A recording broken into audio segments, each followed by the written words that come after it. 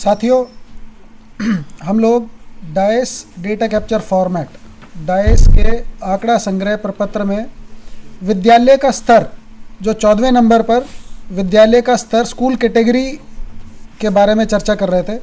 हम ये कह रहे थे कि अगर आपके विद्यालय में कक्षा 1 से 5 ही पढ़ाई जाती है और आपके विद्यालय का स्तर प्राथमिक, केवल प्राथमिक, प्राइमरी ओनली है, तो आप विद्यालय का स्तर जो 14वां नंबर प्रश्न है वहाँ पर सिंगल डिजिट 1, सिर्फ 1 लिखेंगे जो उसका कोड है प्राइमरी का, प्राइमरी ओनली का, केवल प्राथमिक का, जहाँ पे कक्षा 1 से 5 पढ़ाई जाती है।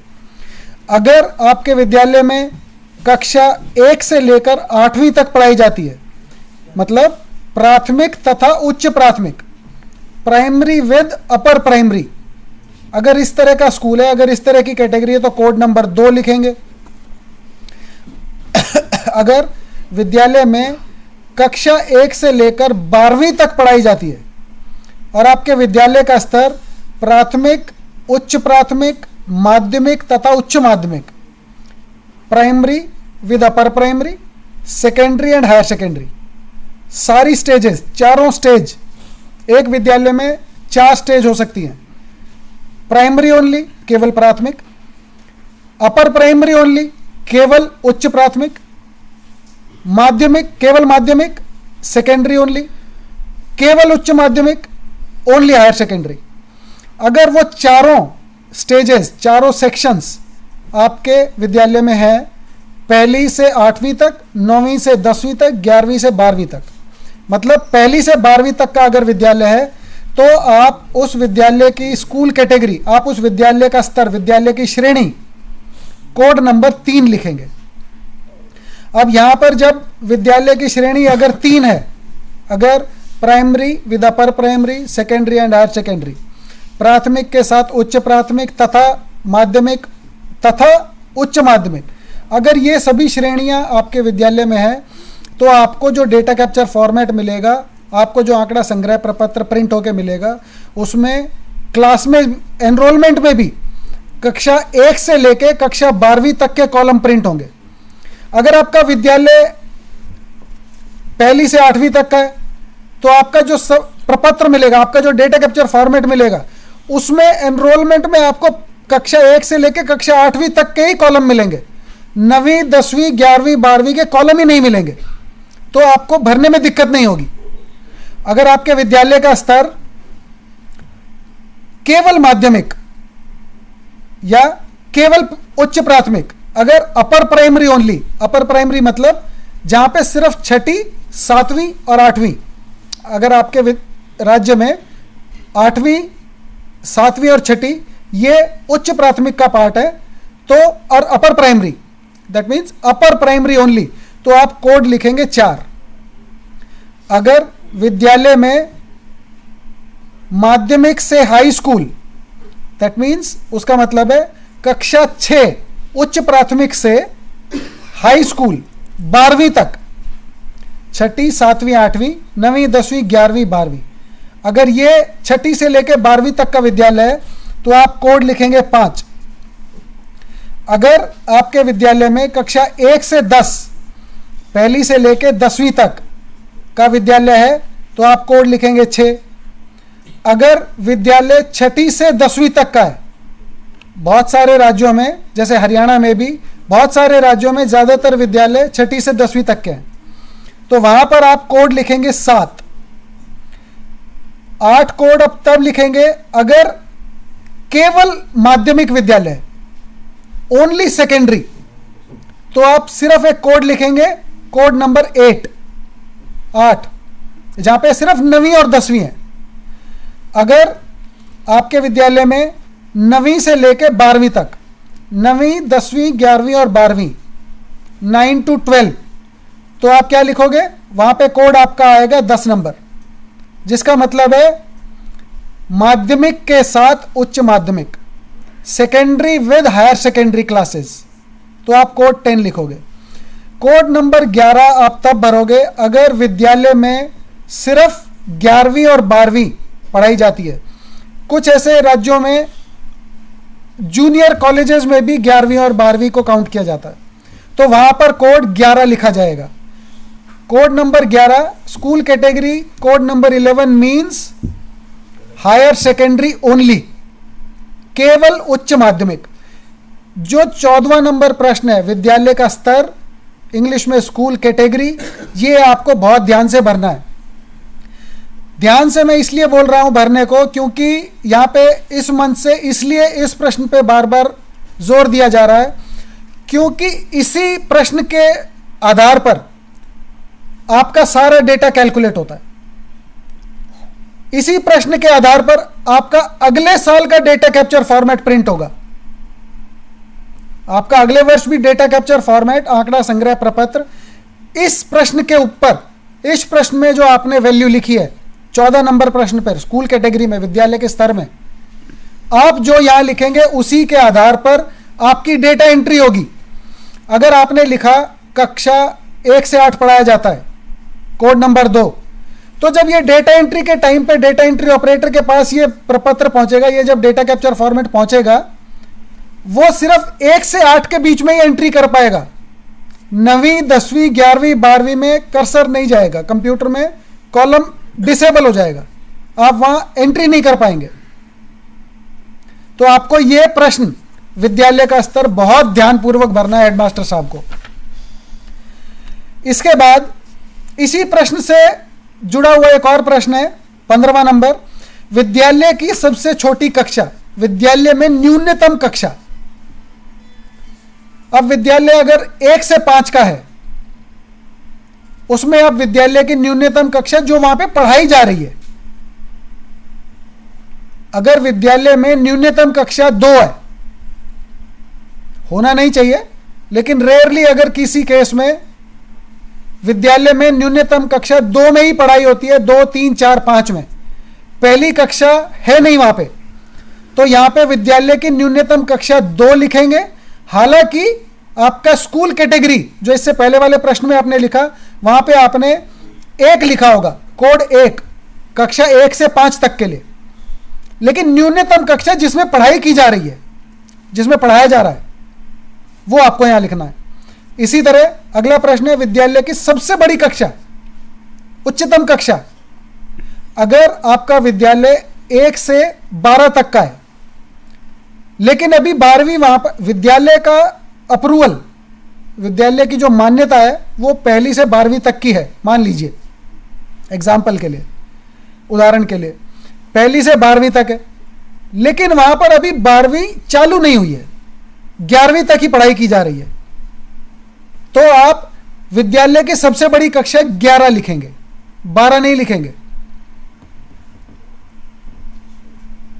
अगर ये हम इसलिए कह रहे हैं क्योंकि हम ये देखना चाहते हैं कि विद्यालय, ऐसे कितने विद्यालय हैं मान लीजिए जो है तो 1 से 12 तक, लेकिन विद्यालय में उच्चतम कक्षा जो पढ़ाई जा रही है वो 11वीं तक है।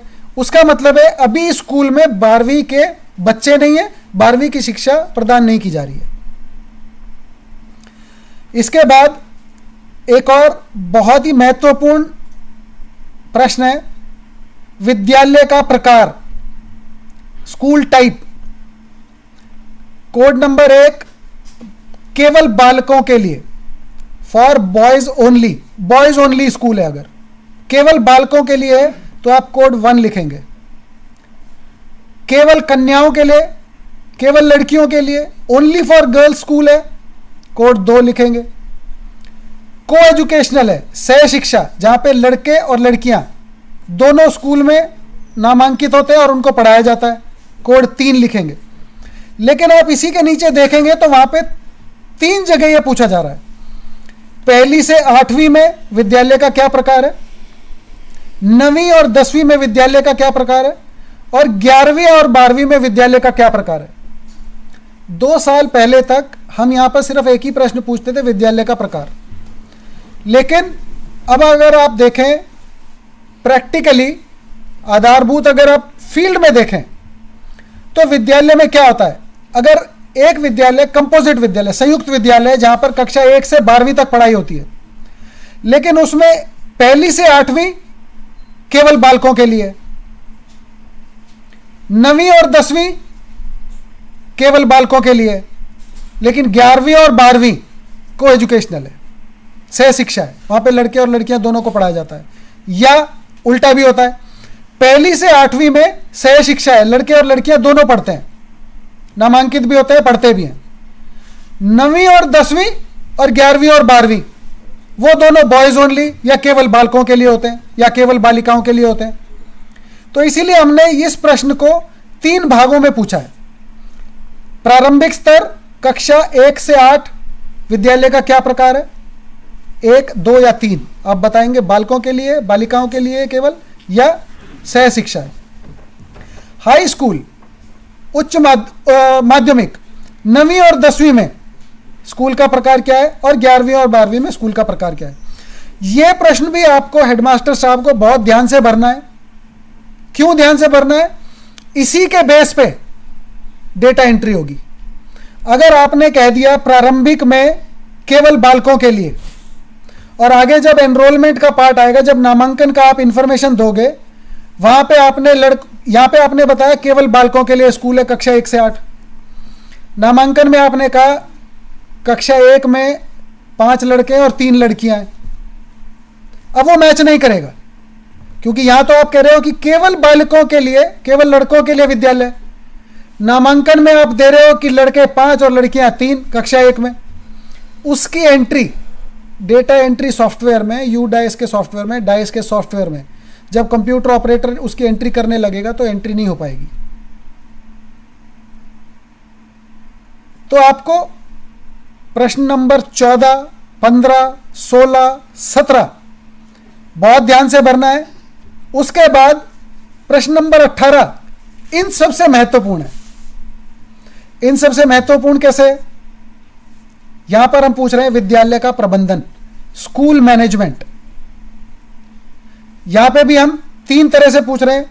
प्रारंभिक स्तर, एलिमेंट्री स्टेज पे, कक्षा 1 से 8 के जो सेक्शन है कंपोजिट स्कूल में, इस तरह के प्रश्न जो प्रिंट होंगे डेटा कैप्चर फॉर्मेट में, जहां पे भी ये 3 स्टेज प्रिंट हो रही हैं, प्रारंभिक, मिडिल और higher secondary, 1 to 8, 1 to 10, 9 and 10 and 11 and 12, ये वहीं प्रिंट होगा जहां पर कंपोजिट स्कूल होगा। मतलब जहां पर 1 से 12, 1 से 10, 6 से 10 या 6 से 12 के स्कूल होंगे। मतलब जहां पर एलिमेंट्री सेक्शन भी होगा, सेकेंडरी सेक्शन भी होगा, या एलिमेंट्री और सेकेंडरी और हायर सेकेंडरी होगा, या एलिमेंट्री और सेकेंडरी होगा। वहां पर इस तरह से प्रश्न 3 भागों में पूछा जाएगा। अगर आपका विद्यालय केवल प्राथमिक या प्राथमिक के साथ उच्च प्राथमिक कक्षा 1 से 8 का है, तो जो हाई स्कूल या जो सेकेंडरी स्कूल की जो इंफॉर्मेशन है वो कॉलम ही प्रिंट नहीं होंगे।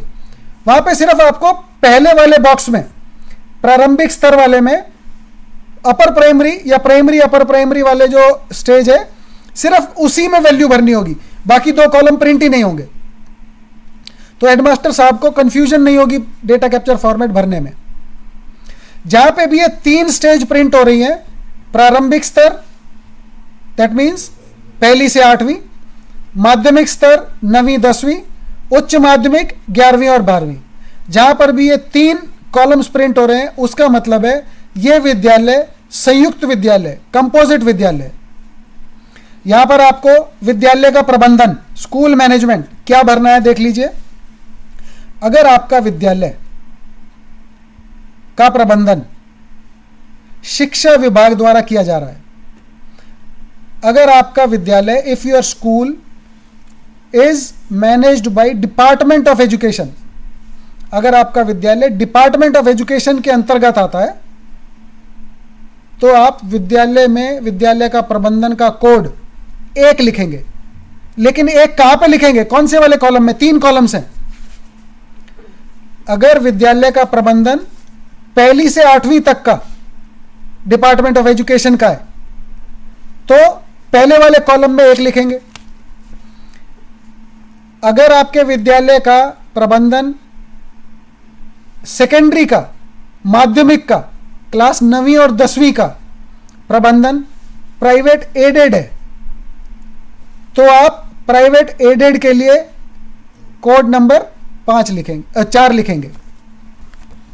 अगर हायर सेकेंडरी का प्रबंधन मैनेजमेंट, प्राइवेट अनएडेड है, तो वहां पे कोड नंबर, कौन सा कोड है आपके पास जो डेटा कैप्चर फॉर्मेट है सभी के पास, वहां पे कोड नंबर 5 है, प्राइवेट अनएडेड। पहला नंबर कोड है शिक्षा विभाग, डिपार्टमेंट ऑफ एजुकेशन। दूसरा कोड है अनुसूचित जाति कल्याण विभाग, ट्राइबल सोशल वेलफेयर डिपार्टमेंट। तीसरा है स्थानीय निकाय विभाग, लोकल बॉडी। चौथा है शासकीय अनुदान प्राप्त विद्यालय, मतलब प्राइवेट एडेड स्कूल। पांचवा गैर अनुदान प्राप्त, प्राइवेट अनएडेड स्कूल। छठा अन्य। अन्य का यहां क्या मतलब है? स्कूल मैनेजमेंट में अन्य का मतलब है जो यहां पर कोड दिए गए हैं, department of education, tribal social welfare body, local body, private aided, private unaided, इन सब के अलावा ऐसे बहुत कम, नगण्य, ऐसा कोई स्कूल होगा नहीं, ऐसा कोई विद्यालय नहीं होगा जहां पर इनके अलावा जो कोड्स हमने नेशनल लेवल से डाइस में रखे गए हैं, इनके अलावा कोई स्कूल होगा नहीं, कोई मैनेजमेंट नहीं होगा। फिर भी अगर कोई मैनेजमेंट आपके राज्य में इस तरह का है, मान लीजिए पंचायत का कोई स्कूल है, वो आप कहां लिखेंगे? या तो ग्राम पंचायत का अगर कोई स्कूल है तो आप उसका एक कोड आपके राज्य लेवल से, आपके स्टेट लेवल से, राज्य स्तर से फिक्स किया जाएगा और आपके डेटा कैप्चर फॉर्मेट में प्रिंट किया जाएगा। अन्यथा आप वही कोड फॉलो करेंगे, आप उन्हीं कोड को अनुसरण करेंगे जो डाइस डेटा कैप्चर फॉर्मेट में लिखे गए हैं। अब 7वां कोड है सेंट्रल गवर्नमेंट के स्कूल्स। सेंट्रल गवर्नमेंट स्कूल्स में कौन से आएंगे? जैसे केंद्रीय विद्यालय, CBSE schools, Navodaya schools, military schools, वो सब कोड नंबर 7 में आएंगे, कोड नंबर 7 में। कोड नंबर 8 किस मैनेजमेंट को दिया जाएगा? कोड नंबर 8 आपने जो डेटा कैप्चर फॉर्मेट लिया है, आपने जो आंकड़ा संग्रह प्रपत्र आपको नेट से मिला है, उसमें कोड नंबर 8 का मतलब है अनरिकॉग्नाइज्ड स्कूल। अनरिकॉग्नाइज मतलब जिसको अभी मान्यता प्राप्त नहीं हुई है। प्रोफेसर मेहता ने सुबह के सेशन में कहा था कि हम लोग लगभग 25,000 स्कूलों से ज़्यादा, विद्यालयों से ज़्यादा 25,000 विद्यालय पिछले वर्ष तक ऐसे विद्यालय कवर कर पाए हैं जो मान्यता प्राप्त नहीं है, अनरिकॉग्नाइज स्कूल्स हैं। हम अनरिकॉग्नाइज विद्यालयों का डेटा यहां क्यों कलेक्ट करना चाहते हैं? सभी का लक्ष्य है कि सभी बच्चे एज ग्रुप के, जो स्कूल की एज ग्रुप के हैं, 6 to 11, 6 to 14 या 6 to 18, 6 से 11, 6 से 14 या 6 से 18 के सभी बच्चे विद्यालयों में हों, उनको शिक्षा मुहैया कराई जाए। भारत सरकार, राज्य सरकार, सभी लोग मिलकर हम सब अथक प्रयास करते हैं कि सभी बच्चों को स्कूल में लाया जाए, परंतु जो बच्चे डाइस में कवर नहीं हो रहे हैं और जो अनरिकॉग्नाइज विद्यालयों में बच्चे पढ़ रहे हैं, बच्चे तो वो भी पढ़ रहे हैं लेकिन हमारे पास कवर नहीं हो रहे हैं। और हम क्या सोचते हैं कि जो बच्चे हमारे पास डाइस में कवर नहीं हो रहे हैं वो आउट ऑफ स्कूल है। हम उन लोगों को शिक्षा मुहैया कराने के लिए प्रयत्न करते हैं, स्कीम चलाते हैं, जबकि वो बच्चे तो किसी न किसी रूप में किसी न किसी विद्यालय में एडमिटेड है, एनरोल्ड है, उनको शिक्षा मिल रही है, लेकिन हमारे पास इंफॉर्मेशन नहीं है। तो हमारा आप सबसे यही अनुरोध है, आप अपने अपने राज्यों में, अपने अपने जिलों में, अपने अपने ब्लॉक्स में, अपने अपने विकास खंडों में प्रयत्न करें कि जितने भी अनरिकॉग्नाइज्ड, अमान्यता, गैर मान्यता प्राप्त विद्यालय हैं, उनका भी डेटा कलेक्ट किया जाए। ये डेटा कैप्चर फॉर्मेट उनसे भी कलेक्ट किया जाए। डेटा कैप्चर फॉर्मेट कलेक्ट करने से उनको कोई नुकसान नहीं होगा, उन विद्यालयों को कोई नुकसान नहीं होगा। उसके बाद 97वें नंबर कोड, पंजीकृत मान्यता प्राप्त मदरसा, रिकॉग्नाइज्ड मदरसा का कोड है। इसका मतलब है आप जो ये डेटा कैप्चर फॉर्मेट है, ये इसमें रिकॉग्नाइज्ड मदरसा जो हैं उनकी भी इंफॉर्मेशन कलेक्ट करेंगे। ये सिर्फ स्कूलों तक नहीं जाएगा, ये डाइस डेटा